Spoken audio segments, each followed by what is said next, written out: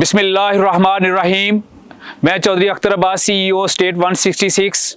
नाजरीन, आज आपके साथ मैं एक नई वीडियो लेकर आया हूं जिसमें कॉमनर्स स्काई गार्डन के हवाले से हम commoners flower valley, commoners gold valley और इस सारी चीज़ को क्लैरिफिकेशन करने के लिए, इसको क्लियर करने के लिए कि ये प्रोजेक्ट्स, क्योंकि हमारे बहुत सारे व्यूअर्स जो मेरी पहले वीडियोस गई हैं उसमें व्यूअर्स का ये एक बार बार क्वेरीज आई है कि ये कॉमनर फ्लावर वैली क्या है, कॉमनर्स गोल्ड वैली क्या है, या फिर जो पुराने मेंबर्स हैं वो कन्फ्यूजन का शिकार हैं कि अभी हम जो, जैसा मैंने पिछली वीडियो में बताया है कि हमारा स्काई गार्डन का जो है वो JV हो गया FGHA के साथ, तो वो सारे कुछ लोग कंफ्यूज हैं कि हम तो गोल्ड वैली के मेंबर हैं, कुछ कहते हैं हम फ्लावर वैली के मेंबर हैं, तो हमारा स्टेटस क्या होगा, हम नए वेंचर में हमारी पोजीशन क्या है, हमें प्लॉट किस तरह मिलेंगे। तो मेरा आज की वीडियो बनाने का मकसद बेसिकली आज यही था कि मैं अपने नाजरीन को बिल्कुल ये एक्सप्लेन करूं कि एक्चुअली हम जो फ्लावर वैली और गोल्ड वैली वाले लोग हैं उनकी इस टाइम पोजीशन क्या है। कॉमनर्स, कुछ लोग ये भी कहते हैं कि कॉमनर स्काई गार्डन क्या है। कॉमनर स्काई गार्डन सिंपली देखें, ये एक प्रोजेक्ट का नाम है, ये कंपनी का नाम है जिसने ये सारा प्रोजेक्ट डेवलप किया है, जिसके ऑनर चौधरी इस्माइल साहब हैं। और जो आगे कॉमनर्स फ्लावर वैली है, कॉमनर्स गोल्ड वैली है, ये जिस तरह दूसरी सोसाइटीज़ हैं उसमें जैसे ब्लॉक्स होते हैं, सेक्टर्स होते हैं, ब्लॉक होता है ABC, सेक्टर्स होते हैं जैसे जैस्मीन है, रोज़ है, मैरी गोल्ड है, ये उसी तरह जो है ये वैलीज़ का नाम दिया गया। अब वैलीज का नाम इसको देने की रीज़न ये थी क्योंकि आप ये इसके साइड को आपको अंडरस्टैंडिंग है इसकी कि इसका साइड जो है ये बिल्कुल हिल एरिया में है, ये माउंटेन्स में गिरा हुआ है, बड़ी खूबसूरत जो है वैली है ये। तो इसी तरह ये पहाड़ों के दामन में बिल्कुल जगह है, तो इसको बजाय उन्होंने सेक्टर्स का नाम देने के लिए कि जनरल सेक्टर है, ओवरसीज सेक्टर है, हॉलीवुड सेक्टर्स है, बजाय ये नाम देने के लिए जो इंतज़ामिया थी उन्होंने इसका नाम वैलीज़ की शक्ल में मतलब रखना शुरू किया। जो सबसे पहले जब ये प्रोजेक्ट लॉन्च हुआ था तो फर्स्ट जो था वो कॉमनर्स फ्लावर वैली थी, फर्स्ट जो फेज़ इनका पहला सबसे आया था। अब उसमें मैं अपने नाजरीन के साथ आज, चूंकि कुछ लोग इसकी प्राइस के हवाले से भी कन्फ्यूजन का शिकार हैं कि कुछ की प्राइस कुछ है, कुछ की प्राइस कुछ है, तो मैं इसके साथ साथ आज आपको इसकी प्राइस की डिटेल्स भी बताऊंगा। जब कॉमनर्स फ्लावर वैली लॉन्च हुआ तो इसमें यह था कि इसमें प्री लॉन्च में एक्चुअली बिल्कुल स्टार्ट में, चूंकि ये कॉमनर्स स्काई गार्डन जब प्रोजेक्ट इधर आया था तो इससे पहले थोड़ा सा यहाँ पे मैं अपने नाजरीन को थोड़ी सी बैकग्राउंड बताऊँगा। चौधरी इस्माइल साहब की जो ऑनर्स हैं उनका विजन क्या था यहाँ पे आने का। एक्चुअली चूंकि इससे पहले इनका एक प्रोजेक्ट कॉमनर्स टाउन के नाम से DHA फेज़ 2 में जो है वो प्रोजेक्ट था, जो अल्हम्दुलिल्लाह इन्होंने बहुत अच्छा डिलीवर किया। वहाँ के जो क्लाइंट्स हैं, जो वहाँ पे 8 लाख का प्लाट दिया था, आज वो करोड़ों में है। और वह यही रीज़न थी कि जो एक बहुत बड़ा इनके साथ रियल स्टेट का जो तबका था वो भी इनके साथ इंटैक्ट था, और बाकी जो इनके क्लाइंट्स थे उनको इन्होंने डिलीवर किया, तो वो एक इनकी क्रेडिबिलिटी अपनी। वहाँ पे कॉमनर्स टाउन में चूँकि आगे जगह एक्सपेंड करने के लिए नहीं थी तो इन्होंने फिर वो प्रोजेक्ट जो था वो DHA के साथ मर्ज हुआ, और जिसका अल्टीमेटली जो वहाँ के अलॉटीज थे उनको बहुत ज़्यादा फ़ायदा हुआ। तो वहाँ से आके जब यहाँ कॉमनर स्काई गार्डन के लिए इन्होंने पूरी की पूरी लैंड जो जिस पे प्रोजेक्ट लॉन्च करना था वो अक्वायर्ड कर लिया था। आपको पता है किसी भी सोसाइटी की कामयाबी के लिए जहाँ पे लोकेशन का रोल होता है, जहाँ पे बाकी चीज़ों का रोल होता है, वहाँ पे उसकी लैंड अक्वायरिंग का बहुत बड़ा रोल होता है। क्योंकि बहुत सारे प्रोजेक्ट्स कोऑपरेटिव में या प्राइवेट लिमिटेड में भी ऐसे आते हैं जो कि लोग पहले लॉन्च करके कुछ एग्रीमेंट कर लेते हैं, बयाने कर लेते हैं और प्रोजेक्ट को लॉन्च करते हैं। लेकिन यहाँ पे चौधरी इस्माइल साहब का जो विजन था वो इस तरह नहीं था। उन्होंने पहले पूरी की पूरी लैंड अक्वायर्ड की और उस लैंड अक्वायरिंग के बाद वो उसकी लॉन्चिंग में, तो जब लॉन्च करना था तो फिर वो प्री लॉन्च की, जैसे मैंने बात की कि जो लोग उनके साथ इंटैक्ट थे उन्होंने उनको जो है वो बड़ी ही जो कंट्रोल्ड प्राइस पे, मतलब जो है वो अपने उन दोस्तों को, उन इन्वेस्टर्स को, उन पुराने क्लाइंट्स को ऑब्लाइज करने के लिए एक प्री लॉन्च शेड्यूल दिया, जिसमें 10 मरला की प्राइस जो थी वो कॉस्ट ऑफ लैंड और डेवलपमेंट चार्जेस इंक्लूडिंग जो थी वो 18 लाख रुपया थी, जैसे कि ये शेड्यूल आपके सामने है। इसी तरह जो कनाल का प्लाट था वो 30 लाख रुपए का था। और 2 कनाल के प्लॉट की प्राइस जो है वो 55 लाख रुपया रखी।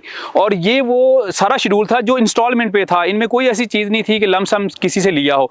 इसमें 190 था 10 मरले की डाउन पेमेंट, इसी तरह कनाल की 3 लाख थी और जो 2 कनाल का था वो 5 लाख थी। तो ये एक बहुत ही कंट्रोल्ड प्राइस पे प्री लॉन्च में ये प्लॉट्स दिए। जब ये प्लॉट लॉन्च प्री लॉन्च में दे के उसके बाद प्रोजेक्ट की डेवलपमेंट शुरू की, हबीब रफ़ीक के साथ इसका डेवलपमेंट का एग्रीमेंट हुआ और प्रोजेक्ट स्टार्ट हो गया। और जब प्रोजेक्ट स्टार्ट हुआ तो जैसे मेरी आप ये पीछे ड्रोन शॉट से आप देख रहे हैं कि ये सारी की सारी जो कटिंग है प्लस ये कॉमनर्स एक्सप्रेस वे है जो आपके ये मरी एक्सप्रेस वे से लिंक करती है और ये लिंक करके पूरे साइड के अंदर जाती है। इस पे सारा काम शुरू हो गया। इसके साथ साथ वो सामने आप देख रहे हैं कि ब्रिज बना हुआ है, बहुत बड़ी कॉस्ट का ब्रिज था। ये सारे काम उस वक्त बहुत स्पीडीली शुरू हो गए थे। और इसके साथ फिर जो इंतज़ामिया थी उसने एक नया शेड्यूल मार्केट में आया जिसमें फ्लावर वैली में ही दोबारा प्लॉट की लॉन्चिंग हुई और उसमें जो था 10 मरला की प्राइस जो थी वो 28 लाख रुपया थी और जो कनाल की थी वो 48 लाख थी। इसका शेड्यूल भी आपके सामने नाजरीन है। तो ये वो 2 प्राइसेस थी जो कॉमनर्स फ्लावर वैली में थी। क्योंकि बहुत सारे लोग पूछते हैं कि यार हमारी ये प्राइस थी, और जब ये सेकंड प्राइस पे आए थे तो उस टाइम ये था, क्योंकि लोगों में ये भी कन्फ्यूजन है कि यार ये हमने तो उस टाइम जो है वो 18 लाख का था, हमें तो ये पड़ रहा है 25 में 26 में, हमने ये किसी शायद कोई रियल एस्टेट कंसल्टेंट ने, रजिस्टर्ड डीलर ने उनसे ज़्यादा पैसे ले लिए। ऐसी बिल्कुल बात नहीं है, क्योंकि जब ये प्रोजेक्ट लॉन्च हुआ था ये प्री लॉन्च में था, बहुत इसकी कंट्रोल प्राइस पे थी और इसके 10 मरला के ऊपर तकरीबन ग्रेजुअली ये 10 लाख तक प्रॉफिट चला गया था। इसी तरह कनाल के ऊपर 15 लाख तक प्रॉफिट चला गया था। तो फिर ये जो फ्लावर वैली का दूसरा रेट आया था तब ये जब ये इसके प्रॉफिट चल रहे थे तो तब ये रेट्स आया था, क्योंकि मार्केट में इसकी रिक्वायरमेंट बहुत ज़्यादा थी, डिमांड थी। और फिर जब इसी तरह ये फ्लावर वैली का जो एक प्लान था वो कंप्लीट हुआ, उसके बाद इंतज़ामिया ने दूसरा गोल्ड वैली जो है वो प्रोजेक्ट लॉन्च किया। और गोल्ड वैली की जो प्राइसेस है वो भी शेड्यूल आपके ये सामने है। उसमें 5 मरला जो था वो 20 लाख रुपए का था और जो 10 मरला की प्राइस थी वो 32 लाख रुपया थी और जो कनाल की प्राइस थी वो 52 लाख रुपया थी। तो ये सेकंड गोल्ड वैली का शेड्यूल था। और फिर जैसे गोल्ड वैली लॉन्च हुई है, काम अभी चल रहा था, चीज़ें चल रही थी, तो उसी के कुछ टाइम बाद वो अनफॉर्चुनेटली जो पूरी मरी एक्सप्रेस वे के ऊपर जितनी सोसाइटीज़ थी, क्योंकि इस मरी एक्सप्रेस वे के ऊपर कुछ ऐसी सोसाइटी थी जिन्होंने फॉरेस्ट की वायलेशंस की हुई थी, तो सुप्रीम कोर्ट ने उस वक्त 100 मोटो लिया, तो सारी सोसाइटीज़ को डेवलपमेंट वर्क करने से रोक दिया कि अनटिल अनलेस इनकी लीगल जितनी भी है वो फॉर्मेलिटीज़ क्लियर जिस सोसाइटीज़ की होती जाएंगी वो आगे काम करेंगी, बाकियों को उन्होंने इजाज़त नहीं दी। तो फिर हमारी सोसाइटी ने चूँकि ऑलरेडी इसके एनओसीज लिए हुए थे, तो ये फिर एक केस चला और 2-2.5 साल की वो फाइट के बाद सोसाइटी जो है वो जो इंतज़ामिया वो सुरखरू हुई और इजाज़त मिल गई। तो ये बेसिकली जो गोल्ड वैली और फ्लावर वैली के शेड्यूल प्राइसेस के हवाले से था। अगली बात ये है कि अब जब ये नया वेंचर बन गया FGHA के साथ जो हो गया, अब उसमें उनकी पोजीशन क्या है। अब उसमें ये इंतज़ामिया ने ये किया है कि अपने, क्योंकि जॉइंट वेंचर में 70% FGHA और 30% जो है वो स्काई गार्डन, तो जो 30% स्काई गार्डन का पोर्शन है उसमें जो है वो फ्लावर वैली हो या गोल्ड वैली हो, उसका पुराना शेड्यूल हो या नया शेड्यूल हो, वो बॉदर नहीं करता, वो सारा कुछ एक हो गया। अब वो सारे के सारे मेंबर्स जो हैं वो 30% में फॉल करते हैं। सिर्फ उनके शेड्यूल का फर्क ये है कि किसी ने प्लॉट पहले खरीदा है तो वो कम प्राइस वाला, उसने प्रॉफिट दिया होगा, जिसने बाद में खरीदा वो उसकी प्राइस वो थी। प्राइस तो जो बाद में भी थी वो भी कुछ नहीं है। नाज़रीन, आप अंदाज़ा कर सकते हैं कि इस एरिया में जो इस हमारी अंगूरी रोड से बैक की जो लैंड है, जो वहाँ पे बैरी एनक्लेव का सेकंड फेज़ है, थर्ड फेज़ है, वहाँ पे 10 मरला की करोड़ से ऊपर की प्राइस है। तो चूँकि ये प्राइस 2013-14 का एक टैग लगा हुआ वही प्राइसेस चल रही हैं, तो इसलिए ये प्राइस मतलब अभी कुछ भी नहीं है, क्योंकि आज की जो जिस तरह की लैंड की प्राइसेस है, जिस तरह की डेवलपमेंट की प्राइसेस है, तो वो बहुत हायर हैं।